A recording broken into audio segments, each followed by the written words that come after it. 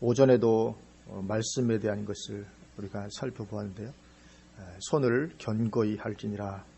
선포된 하나님의 말씀 위에 서서 담대하게 나아가는 말씀 위에 서는 삶, 손을 견고히 하라, 그런 말씀을 보았었는데 오늘 오후도 똑같이 말씀에 대한 그런 구절입니다. 제가 일부러 이렇게 말씀에 대해서 전해되겠다 하고 오전 오후 짜 맞춘 건 아니고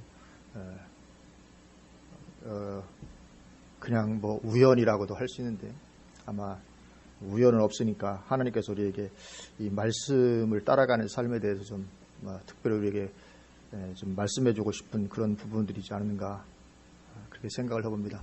묘하게 같은 날 오전으로 이렇게 말씀의 중요성을 선포하는 그런 부분들을 우리가 보게 되었습니다. 말씀이 생명이요 축복인 줄로 믿습니다. 정말 우리가 말씀과 더불어 큰 축복을 누리게 되기를 원합니다. 성경 전체에서 믿음장으로 가장 유명한 히브리서 11장 우리가 계속 살펴보고 있습니다. 믿음, 가장 기본이고 핵심이죠. 우리는 믿음으로 구원을 받습니다. 믿음으로 상급도 받습니다. 믿음으로 응답도 받습니다. 네 믿음대로 될지니라, 그렇게 말씀을 하시죠. 그래서 우리 믿음은 우리 신앙의 가장 기본이고 핵심인데 그 믿음이 무엇입니까? 히브리서 11장에서 정의하기를 믿음은 바라는 것들의 실상이요 보이지 않는 것들의 증거다, 그렇게 말씀을 하고 있습니다. 바라는 것, 보이지 않는 것을 마치 보이는 것처럼 실체로 붙잡고 살아가는 게 믿음이다. 바라는 것도 보이지 않죠. 바라는 것, 보이지 않는 것, 실체로 붙잡고 살아가는 게 믿음인데, 이 보이지 않는 것의 가장 대표적인 것 두 가지는 첫째로는 하나님의 살아계심과 두 번째로는 하나님의 약속이었죠. 하나님의 약속. 그리고 이 하나님의 약속은 하나님의 말씀과 거의 동의어입니다. 하나님의 약속을 붙잡으라, 하나님의 말씀을 붙잡으라, 거의 동의어죠. 왜냐하면 하나님은 말씀으로 약속을 하시기 때문에 그렇습니다. 그래서 실상 하나님의 약속이나 하나님의 말씀은 거의 같이 써도 무방한 거죠. 그래서 하나님의 살아계심, 하나님이 살아계시다는 것이나 아니면 천국, 구원, 상급의 약속, 이런 것도 모두 하나님께서 말씀하셨기 때문에 믿는 거죠. 하나님의 살아계심 어떻게 믿느냐? 하나님이 말씀하셨기 때문에. 천국이나 영생, 구원, 상급 다 하나님이 말씀하셨기 때문에 우리가 믿는 것입니다. 그래서 하나님의 말씀은 약속이죠. 그래서 성경 말씀도 우리가 구약과 신약이라고 부릅니다. 성경은 약속의 책입니다. 구약, 신약. 하나님의 말씀은 곧 약속인 거죠. 그러니까 믿음을 다시 또 정의하자면 믿음은 곧 하나님의 말씀 위에 서서 살아가는 삶이라, 그렇게 정의를 할 수도 있는 거죠. 왜냐하면 하나님의 약속과 말씀이 같은 것이니까요. 믿음은 하나님의 말씀 위에 서서 살아가는 삶입니다. 그러니까 하나님의 말씀을 신뢰하지 못하거나 하나님의 말씀 위에 서지 않는다거나 그런 것이 이제 믿음이 아닌 게 되는 거죠. 그래서 믿음은 철저하게 하나님의 말씀과 같이 가는 것입니다. 그래서 믿음은 말씀 순종과 분리될 수가 없는 거죠. 말씀을 순종하지 않는데 믿음이다, 그건 말이 안 맞는 것입니다. 믿음은 반드시 말씀 순종과 같이 가게 되어 있습니다. 그래서 행함이 없는 믿음은 우리를 구원하지 못하는 죽은 믿음이라고 성경이 말씀을 하는 거죠. 이처럼 믿음은 하나님의 그 약속의 말씀 위에 서서 살아가는 삶입니다. 그리고 오늘 본문도 그렇게 하나님의 말씀 위에 서서 살아가는 그런 믿음의 예들을 열거를 하고 있습니다. 그래서 오늘 또 몇 가지 예가 나오는데 이 모든 것은 공통점이 하나가 있는데 그것이 뭐냐면 말씀 위에 서서 살아가는 믿음의 삶이었다, 그것을 말하고 있습니다. 오늘 첫 번째 절인 28절을 보면 28절 믿음으로 유월절과 피 뿌리는 예식을 정하였으니 이는 장자를 멸하는 자로 그들을 건드리지 않게 하려 한 것이며, 이제 모세로 말미암아 유월절과 피 뿌리는 예식을 정한 것을 말하죠. 애굽을 떠나기 전날 밤에 그렇게 애굽에 있는 모든 장자를 다 죽일 건데 양을 잡아서 피를 흘리고 그 피를 대문에 문설주에 바른 집마다 다 천사가 넘어갈 것이다. 그래서 이 유월절과 피 뿌리는 예식을 정하게 되는데 그것이 믿음이었다고 오늘 말씀을 하고 있습니다. 믿음으로 그런 예식을 정했다. 그러면 유월절과 피 뿌리는 예식을 정한 것이 왜 믿음이 예식이었을까? 왜냐하면 이것은 모세 자의적으로 유월절과 피 뿌리는 예식을 행한 것이 아니었죠. 모세가 그렇게 하면 좋겠다 생각해서 한 것이 아니고 먼저 하나님의 말씀이 있었습니다. 먼저 하나님의 말씀이 있었고 그 말씀을 믿음으로 붙잡고 순종한 것이었기 때문에 그래서 믿음이 것입니다. 왜냐하면 하나님의 말씀 위에 선 것이었기 때문에 믿음이 되는 거죠. 그래서 모세가 이스라엘 백성들에게 명한 대로 백성들이 집집마다 다 양을 잡고 대문에 피를 바르고 하느라 온통 난리를 펼치게 되겠죠. 직접 다 이런 난리를 쳤는데 만약에 그 밤에 애굽의 장자들이 죽임을 당하지 않고 아무 일도 일어나지 않았다. 그러면 모세는 어떻게 됐겠습니까? 또 이스라엘 자손들은 애굽의 바로에 의해서 또 어떤 어려움을 겪게 되었을까요? 그러니까 모세는 아마도 애굽의 바로에 의해서 처단을 당하든지 아니면 이스라엘 자손들의 백성들에게 맞아 죽든지 아니면 잘 되어야 미디안 땅으로 돌아가서 그 광야에서 다시 살아가야 했을 것입니다. 아마도 미디안 땅으로 다시 돌아가기 어려웠겠죠. 모세 바로에게 죽든지 이스라엘 백성들에게 맞아 죽든지 그렇게 엄청난 일을 벌여놓고 아무 일도 일어나지 않았어. 이 감당이 안 되는 거죠. 결국 모세는 자신의 온 삶을 걸고 믿음으로 유월절과 피 뿌리는 예식을 행한 것이었습니다. 이게 쉬운 것이 아니었습니다. 자기의 온 삶이 다 걸려 있는 것이었습니다. 말씀대로 되면 좋고 안 되면 그만이고 그게 아니었습니다. 말씀대로 되면 좋고 안 되면 그만이고 우리는 쉽게 그런 경우에는 이제 우리가 받아들이고 믿고 나가고 하는데 모세의 경우는 그런 것이 아니었습니다. 온 삶이 걸려있는 그런 것이었습니다. 그리고 피 바른 집만 천사들이 피해간다는 것은 들어본 적도 없는 일이었죠. 그전에 한 번도 경험해본 적이 없는 문에 피 바르니까 천사들이 넘어갔다. 이런 것이 한 번도 들어본 적도 없고 경험한 적도 없고 유일한 것은 하나님의 말씀에 근거해서 그 위에 서서 이런 엄청난 일을 진행을 해나가야 되는 안 되면 자신의 인생이 다 무너질 수밖에 없는 온 삶으로 하나님의 말씀을 순종했던 거죠. 그래서 하나님은 그것을 믿음으로 인정하신 것입니다. 그래서 믿음으로 예식을 정한 것이었다. 그리고 놀라운 것은 거기에 하나님의 비밀의 경륜이 감추어져 있었다는 것입니다. 단지 이스라엘 백성들이 거기서 애굽에서 나오게 되었다. 멸망하지 않게 되었다. 단지 그것만 말하는 것이 아니고 하나님의 비밀의 경륜이 거기에 감추어져 있었다는 것이죠. 그리고 그것은 이스라엘 백성들이 애굽을 떠나게 되는 것과는 비교할 수도 없이 중요한 것이었습니다.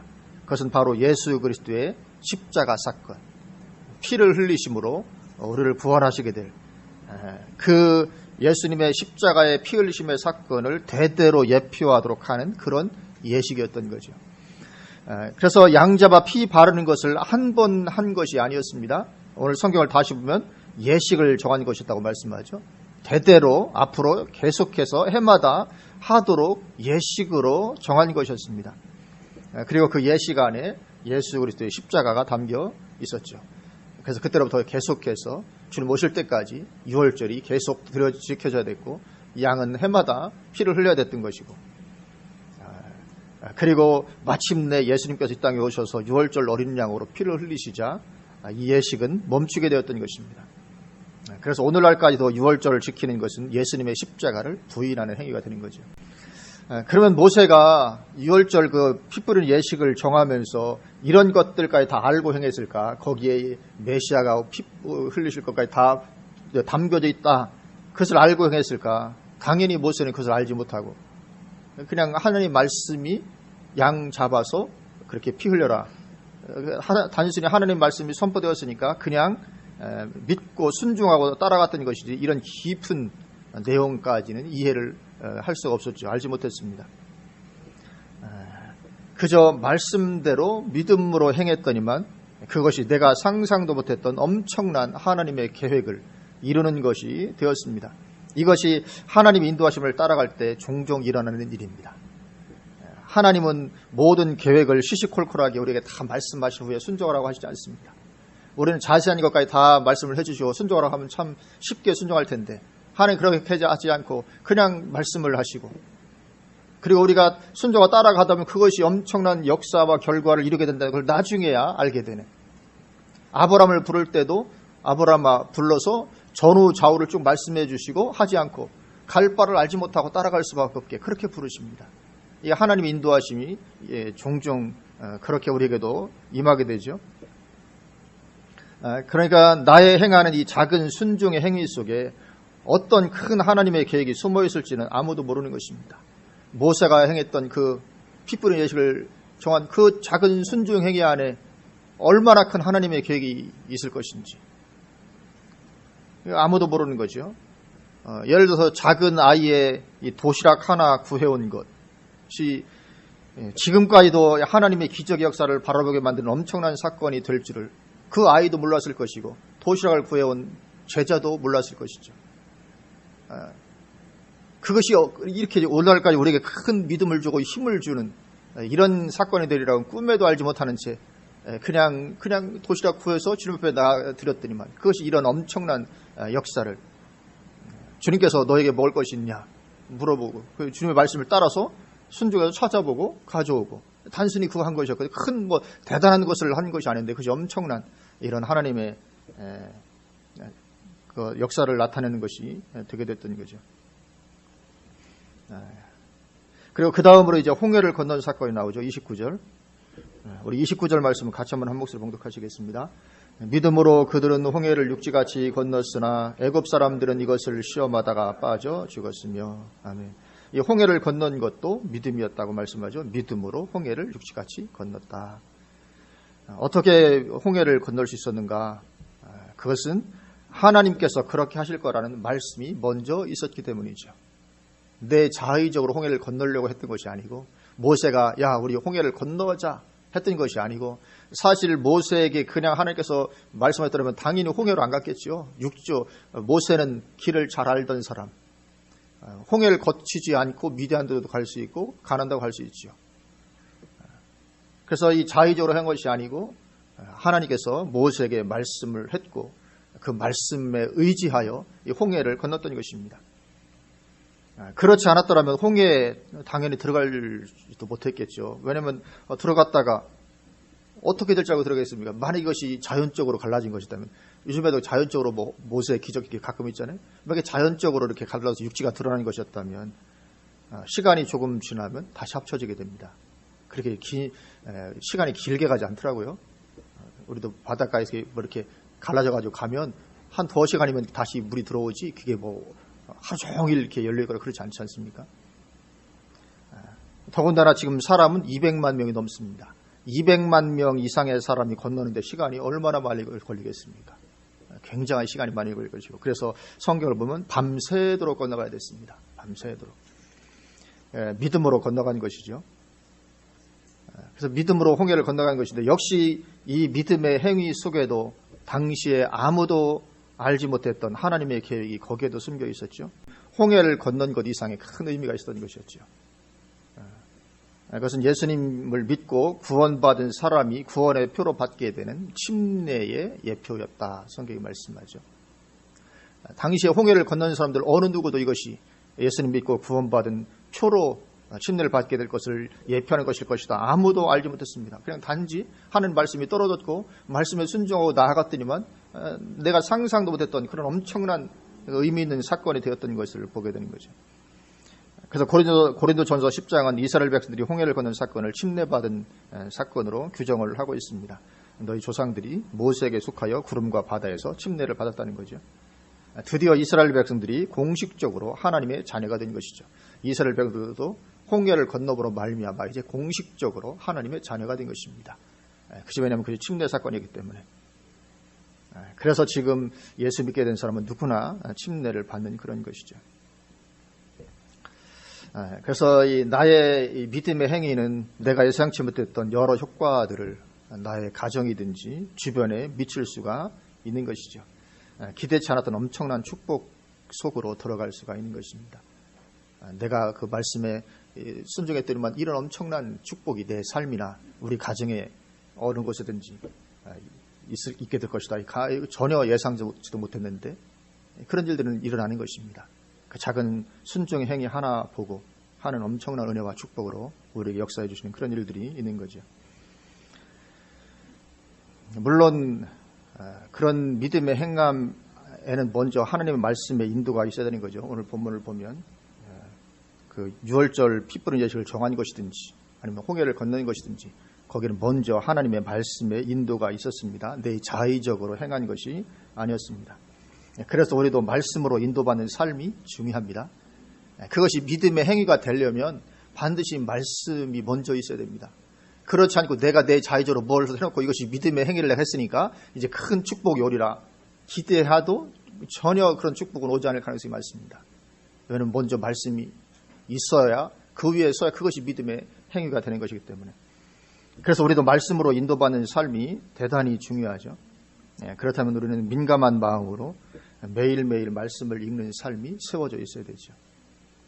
그러면 보다 쉽게 하나님은 말씀으로 우리를 인도해 가실 것입니다. 우리가 하나님 인도하심을 받는 가장 좋은 방법이 뭐냐면 말씀을 주기적으로 계속 읽는 것입니다. 민감한 마음으로. 통독하라는 말씀이 아닙니다. 말씀을 대할 때 하나님의 음성을 듣는 마음으로, 열린 마음으로 주기적으로 말씀을 읽어나가면 가장 하나님께서 보편적으로 우리를 인도해 가시는 것이 그것이기 때문에 하나님께서 말씀으로 우리를 얼마든지 인도해 가시기가 쉬울 것입니다.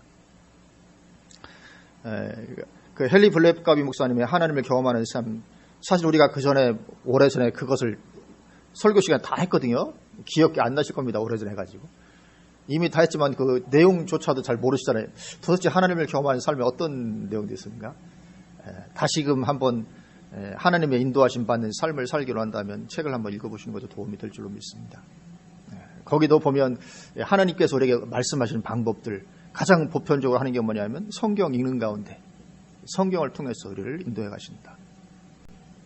그래서 제가 이제 지방회장을 이번 주로 이제 마쳤는데 지난주로 제가 전에도 말씀드렸듯이 올해 지방회장 할 마음이 전혀 없었는데 하게 된 것도 말씀 누가복음 1장에서 그 사가랴의 말씀을 읽는 중에 그 말씀으로 인도하셔서 제가 이제 하게 됐는데 이제 은혜 가운데 잘 마쳤습니다만 어쨌든 우리가 그 말씀을 읽어나가면 그 말씀이 갑자기 나를 인도해가는 거죠.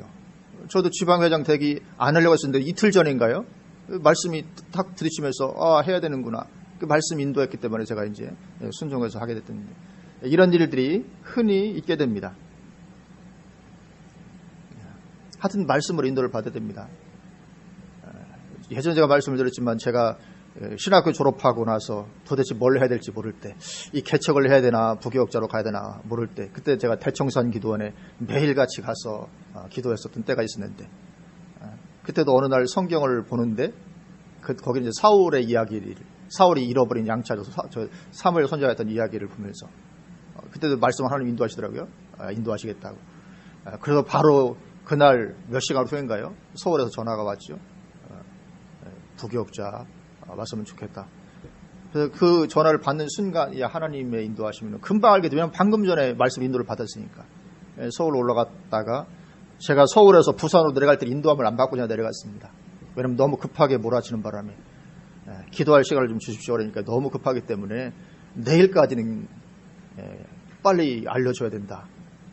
지금으로서 이제 그러면 당연히 하나님 인도하시면 아니니까 노 했어야 되는데 제가 그때 그런 것을 아직 배우질 못해가지고 저는 순수한 마음에 저는 뭐 사역지는 안 가리고 갑니다. 그래가서 그냥 갔다가 하나님 인도하심이 아니어서 참 어렵게 되고 그랬었는데 이 말씀으로 인도받는 사람이 대단히 중요하고 그것이 우리에게 부딪혀올 때 말씀이 부딪혀올 때 그것은 하나님의 인도하심입니다.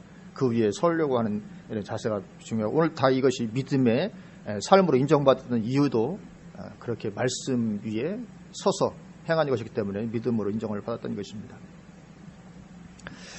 그래서 우리가 이렇게 늘 말씀을 읽고 묵상하는 건데 말씀으로 인도받는 삶으로 세워지는 것은 대단히 중요합니다. 그렇지 아니하고 맨날 내 자의적으로만 결정하고 행하는 삶에 머물러 있어서는 안 됩니다. 그럼 맨날 실수합니다. 맨날 해놓고 잘못된 길로 가서 고생하고 이것이 아니었구나 후회하고 늘 그러는 거죠. 그래서 우리가 말씀을 주기적으로 읽어갈 때 하나님은 필요할 때 얼마든지 우리를 인도하기가 쉬운 거죠. 늘 말씀을 읽고 있으니까 얼마나 인도하기 쉽겠습니까? 그런 것이죠.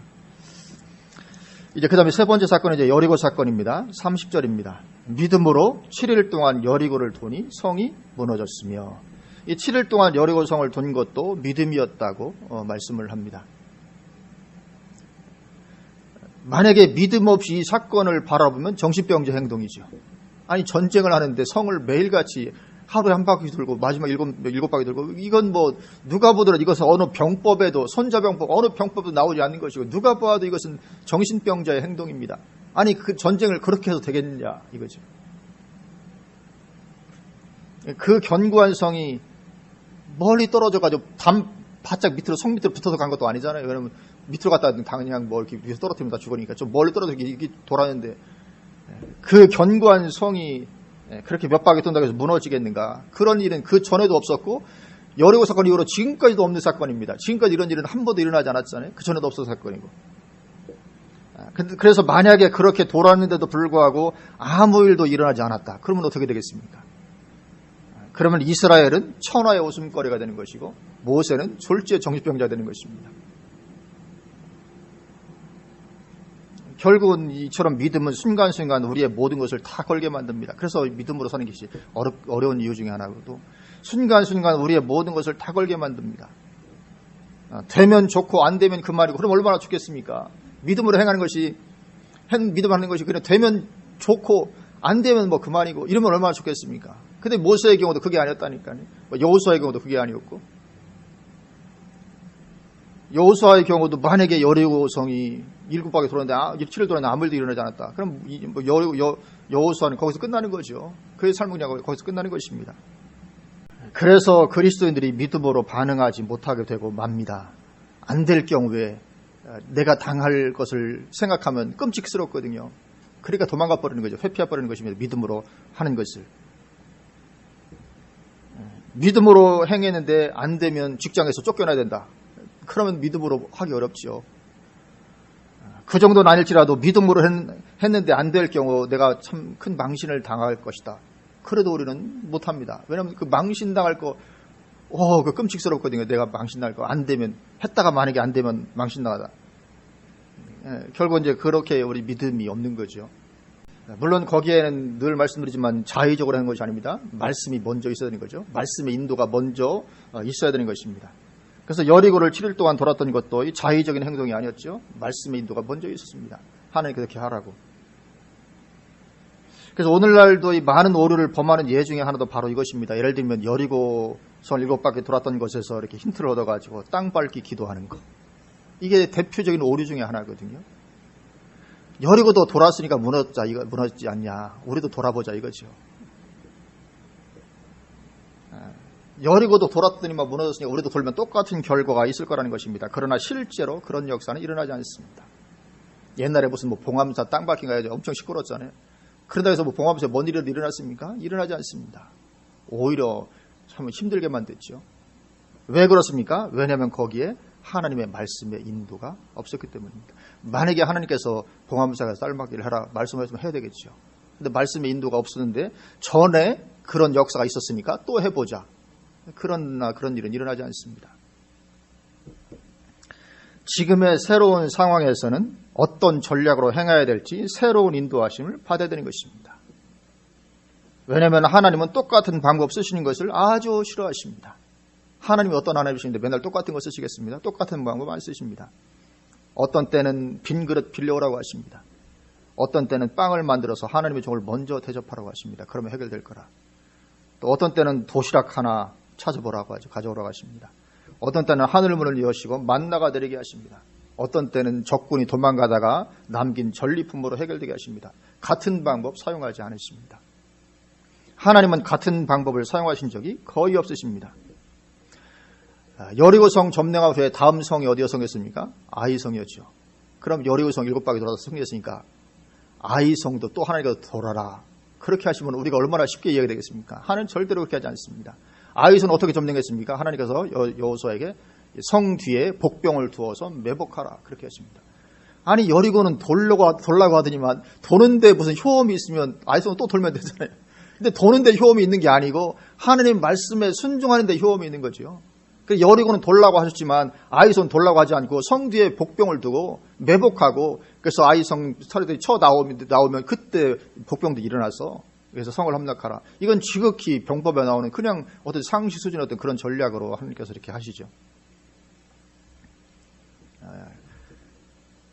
그렇게 여리고성을 7번 돌아왔던 것 같은 그런 일은 단 한 번, 역사상 딱 한 번 있었고, 그 이후로 가나안 땅을 계속 점령하는 정복적인 기종이 계속되어지잖아요. 단 한 번도 성을 돌아서 점령한 적이 없습니다.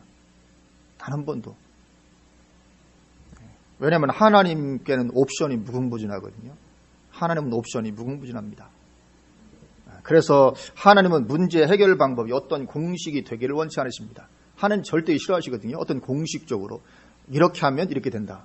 공식적으로. 그렇게 전에 이렇게 했으니까 지금도 이렇게 하면 될 것이다. 절대로 그렇지 않습니다. 반석에서 물을 나게 할 때도 모세한테 한 번 뭐라고 합니까? 하나님께서 야, 반석을 지팡이로 치라. 쳐서 물 나왔잖아요. 다음에도 하나님께서 어떻게 하십니까? 반석을 대해서 명하라. 그런데 모세가 어떻게 했습니까? 또 쳤거든요. 하나님 진노하시잖아요. 모세 결국 가나안 땅에 못 들어가게 하시잖아요.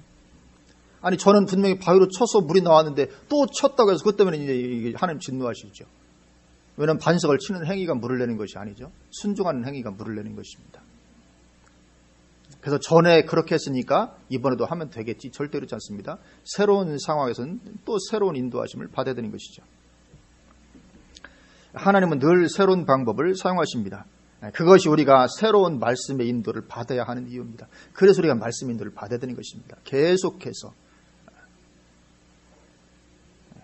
하나님은 우리가 하나님과의 친밀함 가운데 인도하심을 받아 행하기를 원하시는 거죠. 하나님 그것을 원하시기 때문에. 왜냐하면 공식화돼 버리면 친밀함 추구하지 않거든요. 친밀함이 없어도 공식으로 7바퀴만 돌면 돼. 그럼 그 다음부터 하나님 친밀함 없이 그냥 7바퀴 무조건 돌 거 아닙니까? 하나님 그걸 싫어하시는 거거든요. 그거 공식 말고 좀 나를 찾아라. 친밀한 거. 그럼 내가 그때 맞는 전략을 줄게.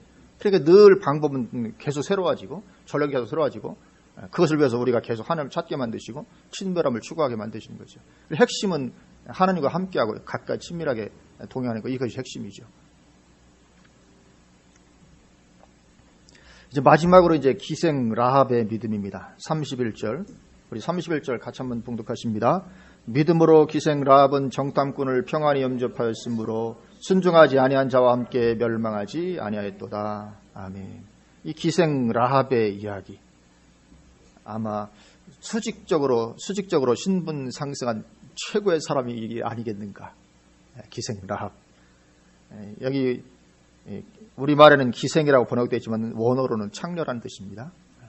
당시에 여리고성에서 가장 비천한 신분의 사람 라합. 누구나 손가락질하는 대상. 이건 뭐 어느 시대나 그렇죠. 예수님 시대에도 죄인의 대표는 누굽니까? 세리와 창기 이렇게 말할 정도로 가장 죄인의 대표요 비천한 사람이었던 이 기생 라합입니다. 그랬던 라합이 그 어떤 여인보다도 가장 축복된 여인이 되었습니다. 예수님의 족보에 들어가게 되었습니다. 예수님의 육신적인 조상이 되었습니다. 예수님의 족보에 들어간 몇 명 안 되는 여인 중에 하나로 들어와 있는 라합. 얼마나 축복된 사람으로 바뀌었는지 모릅니다. 그래서 이 성경은 이 라합의 믿음을 인정하죠. 야고보서에도 이 라합을 인용합니다.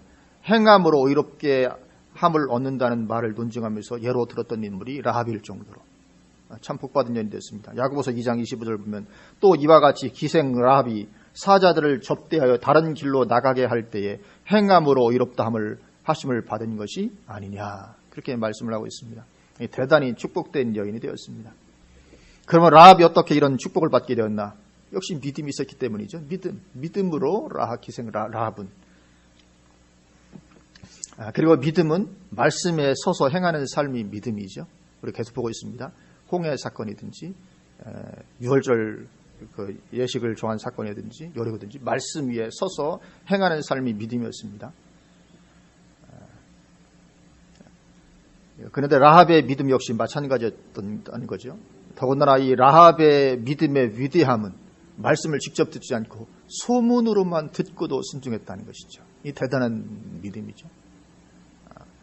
반면에 성 안에 나머지 사람들은 소문을 똑같이 다 들었지만 불순종했다고 말씀하죠. 그래서 멸망하고 말았다. 31절 다시 보면 믿음으로 기생 라합은 정탐꾼을 평안히 영접하였으므로 순종하지 아니한 자와 함께 멸망하지 아니했다. 그러니까 여리고성에 있던 나머지 다른 사람들은 왜 망했습니까? 순종하지 않아서. 그러나 라합은 믿음으로 소문으로 듣기만 했어도 순종의 자리에 나아갔다. 그렇게 말씀을 하고 있습니다. 그래서 우리도 말씀에 인도받는 축복을 누려야 될 줄로 믿습니다. 우리 신앙에 보통 중요한 것이 아니고 하나님께서 우리를 인도하시는 가장 보편적인 것이 말씀으로 인도하는 것입니다. 물론 환상을 통해서 꿈을 통해서 인도하시지만 가장 보편적이면서 가장 안전한 것은 말씀을 통한 인도입니다. 우리가 성경 말씀을 주기적으로 읽어할 때 하나님은 얼마든지 성경 말씀을 통해서 우리에게 말씀하시고, 그러면 우리는 그것이 하나님의 음성이라는 걸 압니다. 성경 말씀 읽어다가 이렇게 그 말씀이 하나님께서 인도하시면 이것이 그냥 보통의 말씀이 아니고 지금 하나님께서 나를 인도하시는 말씀이구나, 이걸 우리가 알게 됩니다. 가장 보편적이고 또 가장 안전한 것이고 그런 것이죠. 그러기 위해서 우리가 날마다 하나님 앞에서 민감한 마음으로 말씀을 읽고 묵상하는 것이 중요한 줄로 믿습니다. 그럼 반드시 하나님 때를 따라서 말씀으로 우리를 인도해 가실 것입니다. 그럴 때 믿음으로 그 인도하심에 순종하는 것입니다. 그것이 믿음의 삶이고 그것이 신앙의 삶입니다. 그러면 많은 경우에 내가 전혀 예상치도 못했던 그런 축복들이 우리 가운데 임하게 되는 것도 보게 될 줄로 믿습니다. 아멘. 기도하시겠습니다.